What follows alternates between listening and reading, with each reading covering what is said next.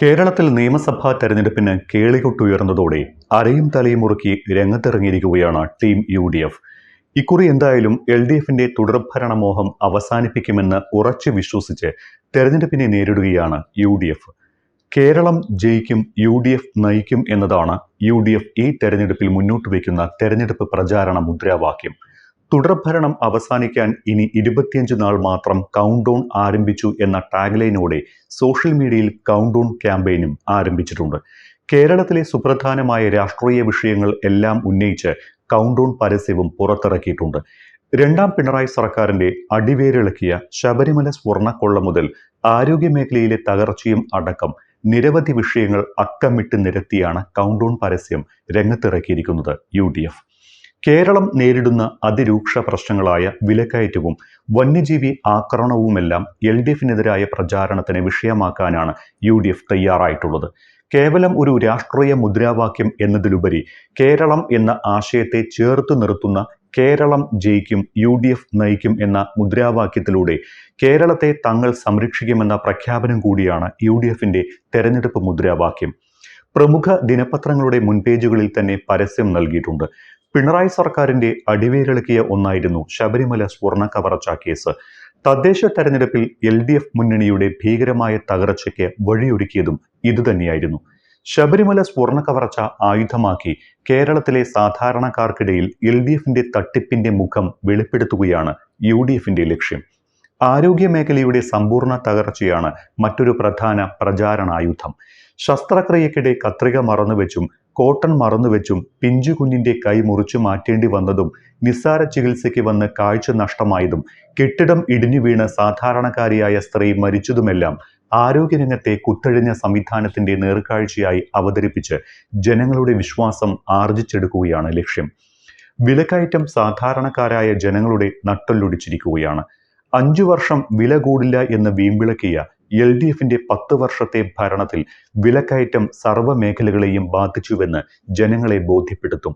വന്യജീവി ആക്രമണം മലയോര മേഖലയിലെ കർഷകരുടെയും ജനങ്ങളുടെയും സ്വൈര ജീവിതത്തെ സാരമായി തന്നെ ബാധിച്ചിട്ടുണ്ട്. ഇത് പ്രചാരണായുധമാക്കുന്നതിലൂടെ മലയോര മേഖലയിലും വലിയ രീതിയിൽ സ്വാധീനം ഉറപ്പിക്കാനാകുമെന്ന് UDF കണക്കുകൂട്ടുന്നു. ഇക്കുറി എന്തായാലും LDFന്റെ തുടർഭരണ പ്രയാണത്തിന് അന്ത്യം കുറിക്കുമെന്ന് തന്നെ UDF ഉറച്ചു വിശ്വസിക്കുന്നുണ്ട്.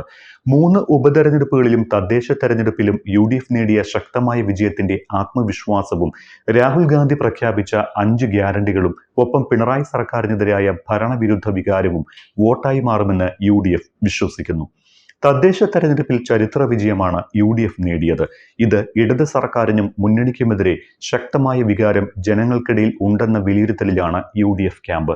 10 വർഷത്തെ ഭരണപരാജയങ്ങൾ ജനങ്ങൾക്കിടയിൽ തുറന്നുകാട്ടുന്ന കുറ്റപത്രവുമായാണ് UDF തെരഞ്ഞെടുപ്പിനെ നേരിടാൻ ഒരുങ്ങുന്നത്. തെരഞ്ഞെടുപ്പ് ഒരുക്കമെന്ന നിലയിൽ പ്രതിപക്ഷ നേതാവ് VD സതീശൻ നയിച്ച പുതുയുഗ യാത്ര തെരഞ്ഞെടുപ്പ് പോരാട്ടത്തിന് UDFന് പുതിയ ദിശാബോധം നൽകിയെന്ന് UDF വിലയിരുത്തുന്നു. സർക്കാരിന്റെ വീഴ്ചകളെ തുറന്നുകാട്ടിയ പുതുയുഗ യാത്ര നൽകിയ ആത്മവിശ്വാസത്തിൽ നിന്നാണ് തെരഞ്ഞെടുപ്പ് പോരാട്ടത്തിന് UDF കളത്തിലിറങ്ങുന്നത്. യാത്രയുടെ സമാപനത്തിൽ രാഹുൽ ഗാന്ധി പ്രഖ്യാപിച്ച 5 ഗ്യാരണ്ടികൾ മുന്നോട്ട് വെച്ചുകൊണ്ടാണ് UDF അംഗത്തിനിറങ്ങുന്നത്. സ്ത്രീ വോട്ടർമാരെയും യുവാക്കളെയും ആകർഷിക്കാൻ രാഹുൽ ഗാന്ധിയുടെ ഗ്യാരണ്ടികൾക്ക് കഴിയുമെന്ന് UDF ഉറച്ചു വിശ്വസിക്കുന്നു. KSRTC ബസ്സിൽ സ്ത്രീകൾക്ക് സൗജന്യ യാത്രയും യുവസംരംഭകർക്ക് പലിശരഹിത വായ്പയും വിദ്യാർത്ഥിനികൾക്കുള്ള പ്രതിമാസ ധനസഹായവും അടക്കം സാധാരണക്കാരായ സ്ത്രീകളെയും യുവാക്കളെയും ആകർഷിക്കാൻ പര്യാപ്തമാണ്. പോരാത്തതിന് സമൂഹത്തിലെ അധസ്ഥിത വർഗത്തെ ഒന്നാകെ ചേർത്തു പിടിക്കുന്നതാണ് ക്ഷേമ പെൻഷൻ 3000 രൂപയാക്കുമെന്ന പ്രഖ്യാപനവും 25 ലക്ഷം രൂപ വരെ ഇൻഷുറൻസ് പ്രഖ്യാപനവും. അങ്ങനെ സമൂഹത്തിലെ എല്ലാ വിഭാഗം ജനങ്ങളെയും ഉൾക്കൊണ്ട് അവരെ ചേർത്തു പിടിച്ചുള്ള ഒരു ഭാവിയിലേക്കാണ് UDF പ്രതീക്ഷകൾ വിരൽ ചൂണ്ടുന്നത്. തൃക്കാക്കര മുതൽ നിലമ്പൂർ വരെ 3 ഉപതെരഞ്ഞെടുപ്പുകളാണ് രണ്ടാം പിണറായി സർക്കാരിന്റെ കാലത്ത് നടന്നത്. ഇതിൽ 2 സിറ്റിംഗ് സീറ്റുകൾ നിലനിർത്തിയപ്പോൾ നിലമ്പൂർ LDFൽ നിന്ന് പിടിച്ചെടുത്തു എന്ന ആത്മവിശ്വാസം ഈ നിയമസഭാ തെരഞ്ഞെടുപ്പിൽ UDFന് ബലം പകരുന്നുണ്ട്. ഈ 3 ഉപതെരഞ്ഞെടുപ്പുകളുടെ ആത്മവിശ്വാസവുമായി തെരഞ്ഞെടുപ്പിനെ നേരിട്ട UDF മുന്നണിക്ക് അപ്രതീക്ഷിതമായി വീണുകിട്ടിയ പ്രചാരണ ആയുധമായിരുന്നു ശബരിമല സ്വർണ്ണ കവർച്ചാ വിവാദം. വികസനമെന്ന LDF സർക്കാരിന്റെ പ്രചാരണത്തെ തീർത്തും അപ്രസക്തമാക്കുന്നതായിരുന്നു സ്വർണ്ണക്കൊള്ള വിവാദം.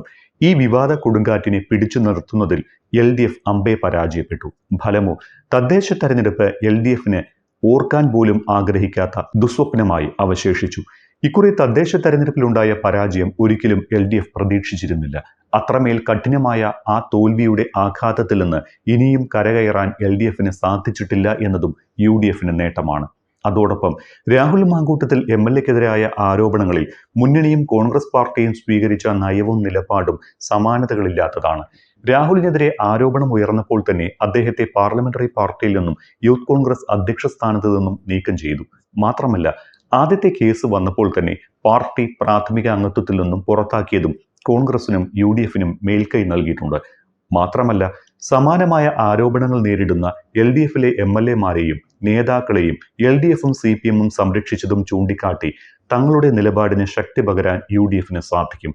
ഇതും തെരഞ്ഞെടുപ്പിൽ UDFന് ഗുണം ചെയ്യും. മറുവശത്ത് തദ്ദേശ തെരഞ്ഞെടുപ്പിലെ തിരിച്ചടി പാഠമായി എടുത്തും ഭരണവിരുദ്ധ വികാരത്തെ മറികടക്കാൻ ക്ഷേമവും വികസനവും കവചമാക്കിയും മൂന്നാം ഊഴത്തിന് പിണറായി വിജയന്റെ നേതൃത്വത്തിൽ അംഗത്തിനിറങ്ങുകയാണ് LDF.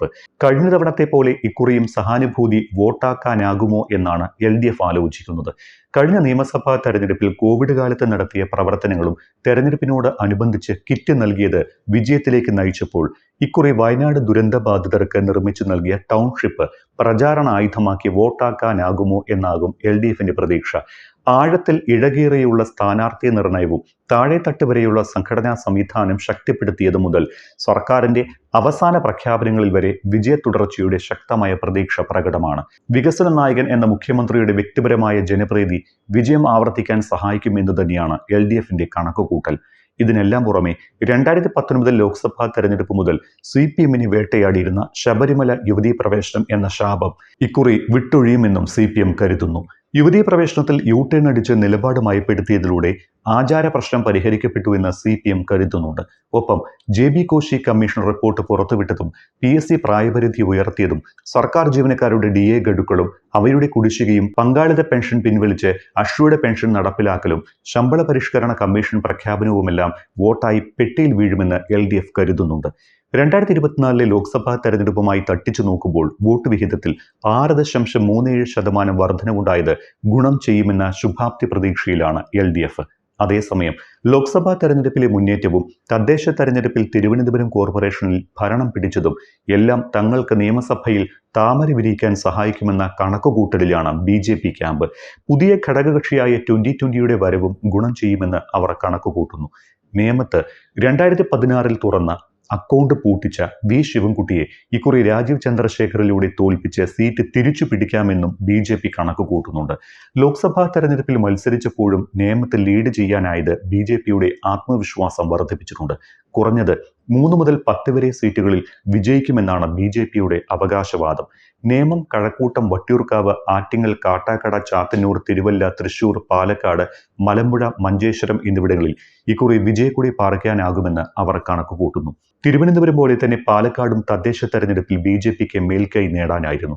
മഞ്ചേശ്വരമാകട്ടെ സ്ഥിരമായി BJP രണ്ടാമതെത്തുന്ന മണ്ഡലവുമാണ്. Palakkad Shobha സുരേന്ദ്രനിലൂടെയും മഞ്ചേശ്വരത്തെ K സുരേന്ദ്രനിലൂടെയും കഴക്കൂട്ടത്തെ V മുരളീധരനിലൂടെയും വിജയം കൊയ്യാമെന്നാണ് BJP ക്യാമ്പിന്റെ ശുഭപ്രതീക്ഷ.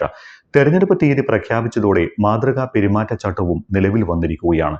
രാഷ്ട്രീയ പാർട്ടികൾക്കും സർക്കാരിനുമെതിരെ അച്ചടക്കം പാലിപ്പിക്കാൻ തെരഞ്ഞെടുപ്പ് കമ്മീഷൻ എടുക്കുന്ന വടിയാണ് മാതൃകാ പെരുമാറ്റച്ചട്ടം എന്ന് ഒറ്റവാക്യത്തിൽ പറയാം.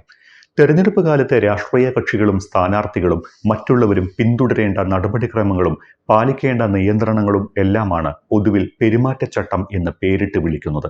വോട്ട് നേടുന്നതിന് ഔദ്യോഗിക സംവിധാനങ്ങളുടെ ദുരുപയോഗം, തെരഞ്ഞെടുപ്പ് കുറ്റകൃത്യങ്ങൾ, കള്ളവോട്ട്, പണം നൽകി വോട്ടർമാരെ സ്വാധീനിക്കൽ എല്ലാം തെരഞ്ഞെടുപ്പ് പെരുമാറ്റച്ചട്ടത്തിന്റെ പരിധിയിൽ വരും.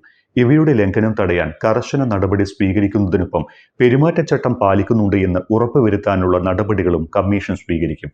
തെരഞ്ഞെടുപ്പ് നടപടിക്രമങ്ങൾ കഴിയുന്നതുവരെയാണ് പെരുമാറ്റച്ചട്ടം നിലവിലുണ്ടാവുക. തെരഞ്ഞെടുപ്പ് കാലയളവിൽ ജനപ്രതിനിധികൾ സാമ്പത്തിക സഹായം അനുവദിക്കുന്നതും സർക്കാർ ഫണ്ട് ഉപയോഗിച്ച് നിർമ്മാണാനുമതി ലഭിച്ച പദ്ധതികളുടെ നിർമ്മാണം ആരംഭിക്കുന്നതും പെരുമാറ്റച്ചട്ടത്തിന്റെ പരിധിയിൽ വരുന്നതാണ്. MP-മാരുടെയോ MLA-മാരുടെയോ പ്രാദേശിക വികസന ഫണ്ടിൽ നിന്ന് പുതിയ പദ്ധതികൾക്ക് പണം അനുവദിക്കാനോ പുതിയ പദ്ധതികൾക്ക് ശിലാസ്ഥാപനം നടത്താനോ സാധിക്കില്ല. ജനപ്രതിനിധികൾക്ക് പൂർത്തിയായ പദ്ധതികൾ ഉദ്ഘാടനം ചെയ്യാനും പറ്റില്ല. ഉദ്യോഗസ്ഥരുടെ സ്ഥലം മാറ്റം, ജനപ്രതിനിധികൾ ബീക്കൺ ലൈറ്റ് ഉപയോഗിക്കുന്നത്, തെരഞ്ഞെടുപ്പ് പ്രവർത്തനത്തിന് മന്ത്രിമാരോ ജനപ്രതിനിധികളോ ഔദ്യോഗിക വാഹനം ഉപയോഗിക്കുന്നത് എല്ലാം നിഷിദ്ധമാണ്. നേരത്തെ സ്ഥാപിച്ച പരസ്യ ബോർഡുകളും പൊതുപണം ഉപയോഗിച്ച് സ്ഥാപിച്ച എല്ലാ ബോർഡുകളും പ്രചാരണ സാമഗ്രികളും നീക്കം ചെയ്യണം. പൾസ് പോളിയോ പോലുള്ളവയുടെ ബോധവൽക്കരണ പ്രചാരണം പോലുള്ള കാര്യങ്ങൾ കമ്മീഷന്റെ അനുമതിയില്ലാതെ സർക്കാരിന് ചെയ്യാം. മറ്റു ചില കാര്യങ്ങളും കമ്മീഷന്റെ അനുമതിയില്ലെങ്കിലും സർക്കാരിന് ചെയ്യാൻ സാധിക്കും. കോടതി നിർദ്ദേശമുണ്ടെങ്കിൽ ആശ്രിത നിയമനം, ഒരു ഉദ്യോഗസ്ഥന് മറ്റൊരു ഉദ്യോഗസ്ഥന്റെ അധിക ചുമതല നൽകൽ, ദുരന്തമുണ്ടായാൽ പ്രകൃതി ദുരന്ത ഫണ്ടിൽ നിന്ന് പണമെടുക്കൽ, ഉദ്യോഗസ്ഥ സംഘത്തെ നിയമിക്കൽ, ജീവനക്കാരുടെ വിരമിക്കൽ, ഡെപ്യൂട്ടേഷൻ കാരണമുണ്ടായ ഒഴിവുകളിൽ DPC യോഗം ചേരൽ, പൊതുസ്ഥലങ്ങളുടെ അറ്റകുറ്റപ്പണി, കോളേജ് യൂണിയൻ തെരഞ്ഞെടുപ്പ് പോലുള്ള കാര്യങ്ങളും തെരഞ്ഞെടുപ്പ് കമ്മീഷന്റെ അനുമതിയില്ലാതെ സർക്കാരിന് ചെയ്യാം. എന്തായാലും ഇനി ഒരു മാസം തികച്ചില്ല തെരഞ്ഞെടുപ്പിന് എന്നത് ഒരു വസ്തുതയാണ്. ചിന്തിക്കാനുള്ള സമയം കുറവാണ് എങ്കിലും ചിന്തിച്ച് സമ്മതിദാനാവകാശം വിനിയോഗിക്കുക.